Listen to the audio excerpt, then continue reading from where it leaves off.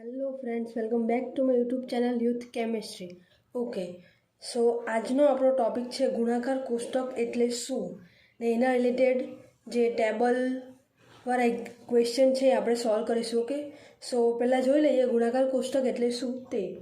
તો first of all આ question છે એ 1 માર્ક્સની ડેફિનેશનમાં બી પૂછી શકાય અથવા તો 5 માર્ક્સમાં પણ જોઈન્ટ કરીને બીજા ક્વેશ્ચન જોઈન્ટ કરીને તમને પૂછી શકાય. ઓકે, સો ડેફિનેશન જોઈએ પહેલાં ગુણાકાર કોષ્ટક એટલે શું. સો કોઈ પણ બે સમમિતિ તત્વનો ગુણાકાર. ઓકે, કોઈ પણ બે સમમિતિ તત્વનો ગુણાકાર. સમમિતિ તત્વ આપણે શીખી ગયા છીએ. કોઈ પણ બે સમમિતિ તત્વોનો ગુણાકાર તે સમૂહના ત્રીજા સમમિતિ તત્વ બરાબર થાય છે. ઓકે, થોડુંક ટ્વિસ્ટેડ છે પણ ઇઝીલી સમજીએ. શું છે સમમિતિ તત્વ? આપણે જોઈ ગયા છે કયા કયા સમમિતિ તત્વ, એને ડિટેલમાં પણ અભ્યાસ કરી ચૂક્યા છીએ. તો કોઈ પણ બે સમમિતિ તત્વોનો ગુણાકાર તે સમૂહના ત્રીજા સમમિતિ તત્વ બરાબર થાય છે. ઓકે, થોડુંક એક્ઝામ્પલથી સમજીએ શું કહેવા માંગે છે. ધારો કે એ અને બી આ બે સમમિતિ તત્વો છે, એનો ગુણાકાર એ શેના બરાબર થાય છે? ત્રીજા સમમિતિ તત્વ બરાબર થાય છે. ઓકે, ત્યારબાદ નેક્સ્ટ લાસ્ટ પોઈન્ટ છે આ ડેફિનેશનનો કે કોઈ પણ અણુની સંક્રિયાઓના આવા ગુણાકારને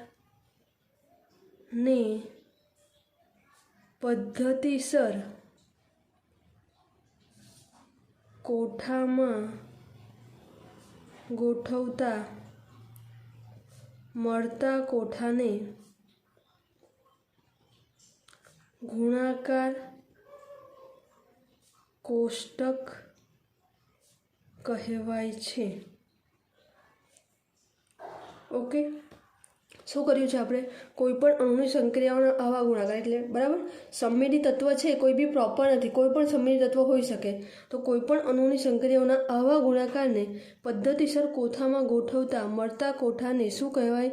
ગુણાકાર કોષ્ટક કહેવાય છે. ઓકે, આ થઈ આપણી 1 માર્ક્સની ડેફિનેશન. ત્યારબાદ આગળ ક્વેશ્ચન પૂછી શકાય છે. ઓકે, સો ગુણાકાર કોષ્ટક એટલે શું એ કમ્પ્લીટ થઈ ગયું છે. ત્યારબાદ એના સાથે જ 5 માર્ક્સમાં એક ક્વેશ્ચન બીજો બી જોઈન્ટ કરીને પૂછી શકાય છે કે પાણીના અણુ એટલે કે H2Oમાં C2 ગુણાકાર કોષ્ટક સમજાવો. ઓકે, તો આપણે પાણીના અણુનું બિંદુ સમૂહ કેવી રીતે તારવવાનું છે એ શીખી ગયા છે. જો એ વિડીયો તમે નહીં જોયો હોય તો ડિસ્ક્રિપ્શન લિંકમાં આપી દીધેલો છે, ત્યાંથી જોઈ લેજો. ઓકે, તો પહેલાં તો આપણે H2Oનો જે આપણે ડાયાગ્રામ દોરેલી હતી તે પાછી દોરીને સમજાવીએ કે એમાં કયા કયા સમમિતિ તત્વો હાજર છે. ઓકે, સો ફર્સ્ટ છે ઓક્સિજન H. ઓકે, ત્યારબાદ આપણને ખબર છે આની અક્ષ કઈ છે? C2Z અક્ષ છે. ઓકે, નેક્સ્ટ બે હાઇડ્રોજન છે H2O. હવે આપણને ખબર છે જે સમમિતિ તત્વ E છે એ બધામાં કોમન છે, એ હાજર હોય. ત્યારબાદ છે વ્યસ્તીકરણ બિંદુ I હાજર નહીં હોઈ શકે કેમ કે સામે સરખા પરમાણુ જેવું આમાં કશું જ આવતું નથી. ઓકે, ત્યારબાદ આપણને ખબર છે C2Z અક્ષ છે, તો C2Z લખી દઈએ. ત્યારબાદ જોવાનું છે RC તલ. આ કેસમાં જોવાના છે સિગ્મા V છે. ઓકે, ને આપણને એ બી ખબર છે કે બે સિગ્મા V છે, એક તો આ સિગ્મા V છે, ત્યારબાદ આ બીજો સિગ્મા V છે. ઓકે, તો આને સિગ્મા V1 સિગ્મા V2 તરીકે નથી લખવાનું. આમાં શું લખવાનું છે? કંઈક ડિફરન્ટ લખવાનું છે, સિગ્મા VXZ એન્ડ આ છે સિગ્મા VYZ. ઓકે, આ રીતે લખવાનું છે. તો sigma VXZ and sigma VYZ. તો આ થઈ ગયા આપણા સમમિતિ તત્વો. હવે થોડા પોઈન્ટ લખવાના છે ને ત્યારબાદ આપણે આપણો કોષ્ટક દોરવાનો છે, જે ટેબલ છે આપણું. તો ફર્સ્ટ ઓફ ઓલ આકૃતિ પરથી આપણે 3 પોઈન્ટ લખીશું. ઓકે, તો જોઈએ. ફર્સ્ટ ઓફ ઓલ પાણીનો અણુ EC2Z sigma VX Z, sigma V Y Z વગેરે સમમિતિ તત્વ ધરાવે છે. ઓકે, આ સેન્ટેન્સ આપણે આકૃતિ પરથી જ લખ્યું છે કે પાણીનો અણુ જે છે એ E2 E C2Z sigma V x Z and sigma V Y z સમમિતિ તત્વો ધરાવે છે. ઓકે, ત્યારબાદ નેક્સ્ટ પોઈન્ટ લખીએ.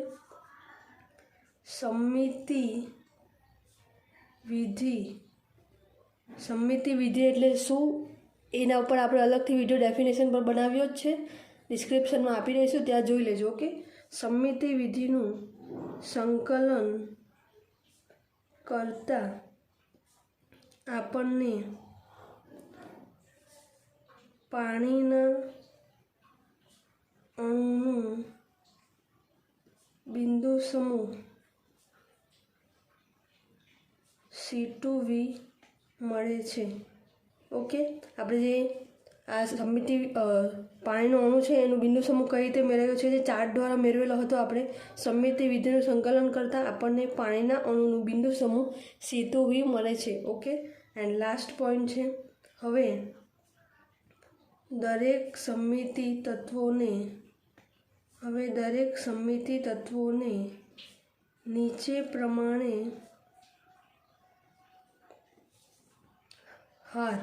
હાર મીન્સ રો અને કોલમમાં ગોઠવી નીચે પ્રમાણે C2V બિંદુ સમૂહનું ગુણાકાર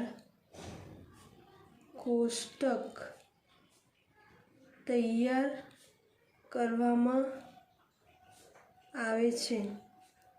ઓકે, આપણું સેન્ટેન્સ શું છે, હવે દરેક સમમિતિ તત્વોને, જે આપણે સમમિતિ તત્વો મળી ગયા છે આપણને અહીંયા, એ દરેક સમમિતિ તત્વોને નીચે પ્રમાણે હવે આપણે દોરશું, રો અને કોલમમાં ગોઠવી નીચે પ્રમાણે C2V બિંદુ સમૂહનું ગુણાકાર કોષ્ટક તૈયાર કરવામાં આવે છે.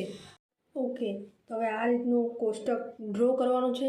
ત્યારબાદ હવે એને કેવી રીતે લખવાનું છે એ સમજાવીએ. ઓકે, તો આપણી પાસે સમમિતિ તત્વો કયા છે, E C2Z sigma V x Z and sigma V Y Z.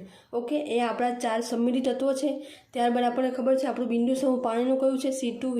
તો ફર્સ્ટ આપણે બિંદુ સમૂહ C2Vને લખવાનું છે, તો અહીંયા લખી દીધું C2V. ઓકે, ત્યારબાદ આ લાઇનમાં શું લખવાનું છે, આપણા સમમિતિ તત્વો જે આપણને મળ્યા છે તે 4 E C2Z sigma V x Z and sigma V Y Z. Okay, આ સમમિતિ તત્વો લખી દીધા. હવે ત્યારબાદ નીચેની લાઇનમાં એઝ ઇટ ઇઝ પાછા સમમિતિ તત્વો જ લખવાના છે. ઓકે, આ રીતે E C2Z sigma V x Z and sigma V Y Z. Okay, ત્યારબાદ હવે આ કોષ્ટક માટેના થોડાક સિમ્પલ રૂલ્સ છે એ જોઈ લઈએ. ઓકે, તો જોઈએ પહેલું સમમિતિ તત્વ છે E. તો આપણો રૂલ્સ છે કે E cross E is equal to E જ આવે. Okay, E cross E is equal to E. ત્યારબાદ છે C2Z, તો તમે C2Z ક્રોસ C2Z કરો તો પણ E જ આવશે. ત્યારબાદ મતલબમાં સેમ સમમિતિ તત્વ તમે લેવો, સિગ્મા વી એક્સ ઝેડ ક્રોસ સિગ્મા વી એક્સ ઝેડ તો પણ E જ આવે. ત્યારબાદ sigma V Y Z cross sigma V Y Z તો પણ E જ આવશે. ઇઝ ઇક્વલ ટુ મીન્સ શું છે કે તમારા સમમિતિ તત્વ સેમ હોય તો ઇઝ ઇક્વલ ટુ સમમિતિ તત્વ E જ આવશે. તો જોઈએ પહેલું E ક્રોસ E, આ પહેલું અને આ પહેલું એ સમમિતિ તત્વનો ક્રોસ ગુણાકાર કરવાનો છે. E ક્રોસ E તો શું આવશે, E જ આવશે. ઓકે, ત્યારબાદ પાછું આ જોઈ લઈએ, C2Z cross C2Z cross C2Z તો પણ શું આવશે, E જ આવશે. એટલે અહીંયા પણ E જ આવશે. ત્યારબાદ સિગ્મા વી એક્સ ઝેડ ક્રોસ સિગ્મા વી એક્સ ઝેડ એટલે E. Sigma V Y Z cross sigma V Y Z એટલે E. આ સિમ્પલ રીત બતાવું છું તમને કે કેવી રીતે તમે આ ગુણાકાર કોષ્ટકને પ્રોપર સાચી રીતે લખી શકો. ઓકે, ત્યારબાદ છે E and C2Z cross E. આ પણ એક રૂલ્સ છે કે તમે કોઈ પણ સમમિતિ તત્વોને ક્રોસ ગુણાકાર E સાથે કરો એટલે જે સમમિતિ તત્વ હોય તે જ આવે. બરાબર, તો શું છે આપણું C2Z ક્રોસ E તો શું આવશે? C2Z જ આવશે. આપણે બીજા એક્ઝામ્પલ દ્વારા સમજીએ. સિગ્મા વી એક્ઝેડ છે, ક્રોસ ઈ છે. ઓકે, તો જે બી સમમિત તત્વનો ગુણાકાર ઈ સાથે થશે તો આ સમમિત તત્વ જ આવશે. એટલે સિગ્મા વી એક્ઝેડ, અહીંયા પણ સેમ જ છે, સિગ્મા વી વાયઝેડ. એટલે આટલું કમ્પ્લીટ થઈ ગયું આપણું. ત્યારબાદ જોઈએ ઈ ક્રોસ C2Z. તો આપણને ખબર જ છે કે ઈનો ગુણાકાર જેના સાથે થશે તે જ સમમિત તત્વ આવશે, એટલે કે C2Z. આ લાઈન આખી કમ્પ્લીટ કરી નાખીએ. ઈ ક્રોસ વી સિગ્મા વી એક્ઝેડ, એટલે આ એઝ ઇટ ઇઝ જ આવશે બધું. ફરીથી લાસ્ટ તમને એકવાર સિમ્પલ રીતે સમજાવો. ઓકે, આ થોડું કોમ્પ્લિકેટેડ છે, પણ આપણે ક્રોસ ગુણાકાર કોની સાથે કોનો કરતા છે એ જોવું જરૂરી છે. પછી તમને એન્ડમાં સમજાવી દઉં કે સિમ્પલ રીત કઈ છે આની. ત્યારબાદ જોઈએ C2Zનો ક્રોસ ગુણાકાર કરવાનો છે સિગ્મા વી એક્ઝેડ સાથે. ઓકે, તો હવે જો પહેલું સમમિત તત્વ છે ઈ, C2Z, સિગ્મા વી એક્ઝેડ, સિગ્મા વી વાયઝેડ. ઓકે, તો આપણે શું લીધું છે? C2Z and sigma V એક્ઝેડ. C2Z છે, પછી સિગ્મા વી એક્ઝેડ છે. તો પછી કયું ત્રીજું બાકી રહી ગયું? આ લાસ્ટ સિગ્મા વી વાયઝેડ. તો લખીએ સિગ્મા વી વાયઝેડ. ઓકે ઓકે, ત્યારબાદ જોઈએ C2Zનો ક્રોસ ગુણાકાર કોના સાથે છે? સિગ્મા વી વાયઝેડ સાથે. હવે આપણે ત્રણની જ કમ્પેરિઝન કરતા છે. ઓકે, હવે C2Zનો ગુણાકાર જો સિગ્મા વી વાયઝેડ સાથે છે તો બાકી કોણ બચ્યું? સિગ્મા વી એક્સઝેડ. તો સિગ્મા વી એક્સઝેડ લખી દઈએ. ત્યારબાદ હવે જોઈએ સિગ્મા વી એક્સઝેડ સાથે કોનો ક્રોસ ગુણાકાર છે? C2Zનો. તો હવે બાકી કોણ રહ્યું છે અહીંયા? સિગ્મા વી વાયઝેડ. સિગ્મા વી વાયઝેડ. ઓકે, ત્યારબાદ સિગ્મા વી એક્સઝેડનો ગુણાકાર કોના સાથે છે? સિગ્મા વી વાયઝેડ સાથે. એટલે બાકી કોણ રહ્યું? C2Z. હવે લાસ્ટ જોઈએ સિગ્મા વી વાયઝેડનો ગુણાકાર કોના સાથે છે? C2Z સાથે છે. એટલે બાકી કોણ બચ્યું છે?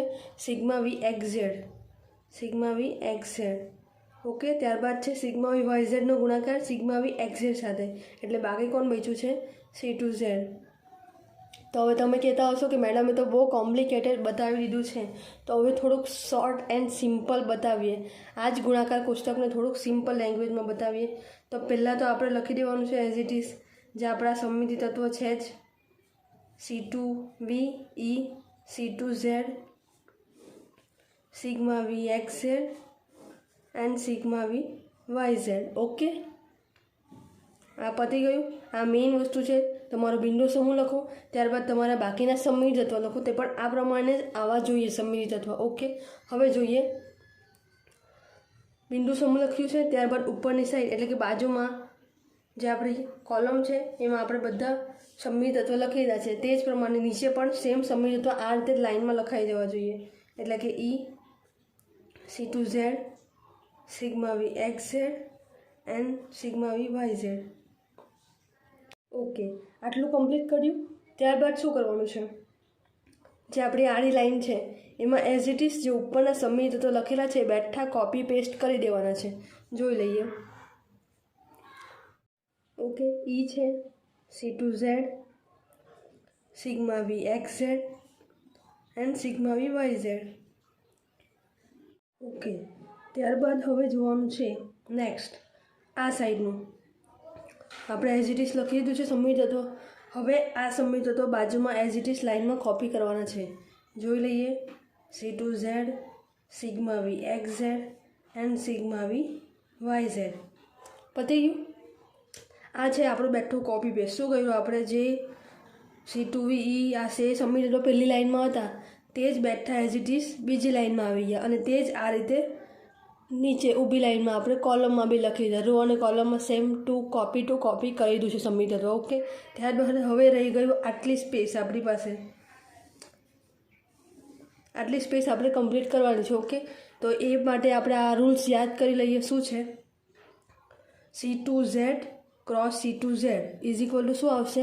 E આવશે. મીન્સ કે સેમ સમમિત તત્વનો જ્યારે ગુણાકાર કરવામાં આવે ત્યારે કયું સમમિત તત્વ મળે? E મળે. એટલે જોઈ લઈએ. C2Z ક્રોસ C2Z એટલે કે E, સિગ્મા વી એક્સઝેડ ક્રોસ સિગ્મા વી એક્સઝેડ એટલે કે E, and sigma V Y Z cross sigma V Y Z એટલે કે E. ઓકે, ત્યારબાદ હવે જોઈએ અહીંયા શું છે? C2Z છે, C2Z આવી ગયું છે, સિગ્મા વી એક્સઝેડ આવી ગયું છે. એટલે કયું બાકી રહ્યું? સિગ્મા વી વાય ઝેડ બાકી રહ્યું. ઓકે, કમ્પ્લીટ કરવાનું છે. 3 જણ છે, 3માંથી આપણે 2 આવી ગયા છે. ત્રીજું કોણ બાકી છે એ યાદ કરવાનું છે આપણે. C2Z છે, સિગ્મા વી એક્સ ઝેડ છે, વાય ઝેડ છે, એટલે કોણ બચ્યું? સિગ્મા વી એક્સ ઝેડ. ઓકે, ત્યારબાદ જોઈએ સિગ્મા વી વાય ઝેડ આવી ગયું છે, C2Z આવી ગયું છે. તો હવે કોણ બાકી છે? Sigma V Y Z. Okay, ત્યારબાદ જોઈએ સિગ્મા વી એક્સ ઝેડ, વાય ઝેડ આવી ગયું. હવે કોણ બાકી છે? C2Z. Next sigma V Y Z આવી ગયું છે, C2Z આવી ગયું છે, એટલે કોણ બાકી છે? Sigma V x Z and Y Z into X Z, એટલે કોણ બાકી રહ્યું? C2Z. તો આ સિમ્પલ છે કોષ્ટક. શું કરવાનું છે આપણે? ફર્સ્ટ ઓફ ઓલ તો તમને પૂછાશે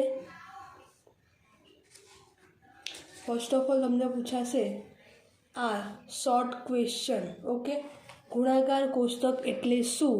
ત્યારબાદ પાણીના અણુમાં C2V ગુણાકાર કોષ્ટક સમજાવો. આ એક 5 માર્ક્સનો મોસ્ટ આઈએમપી ક્વેશ્ચન છે. તો ગુણાકાર કોષ્ટકની આટલી ડેફિનેશન સમજાવો.